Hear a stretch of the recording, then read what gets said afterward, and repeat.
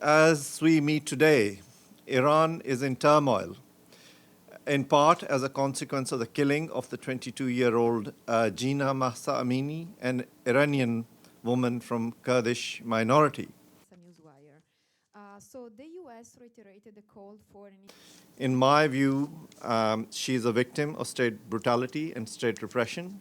I try my best and would be happy to address those. Thank you. On the 22nd of September, together with 7 special procedures mandate holders, I denounced the crackdown on protesters, and I urged the Iranian authorities to immediately stop the use of lethal force in policing peaceful assemblies, to avoid further violence, to hold an independent, impartial, and prompt investigation into the death of Mahsa Amini, to make the findings of the investigation public, and to hold all perpetrators accountable. And there were similar calls from the United Nations and all around the world.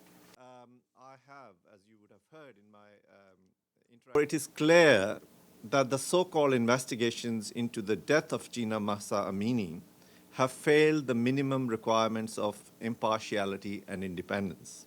The second question I have is about the Kurdistan of Iran. Her death has given, or the way it has happened, has given way to huge waves of protests spanning the geography of the country, its provinces, cities, and social strata. And these protests have called for change. And as I said, the slogan, Women, Life, and Freedom, has become a slogan of that nation. Can you still hear me? Yes.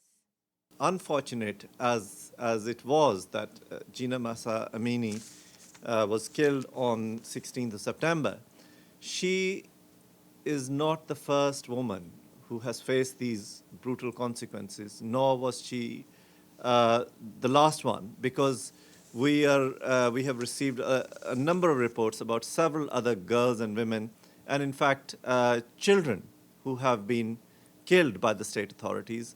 We have a figure of at least 27 children who have been killed by the state authorities since these protests started.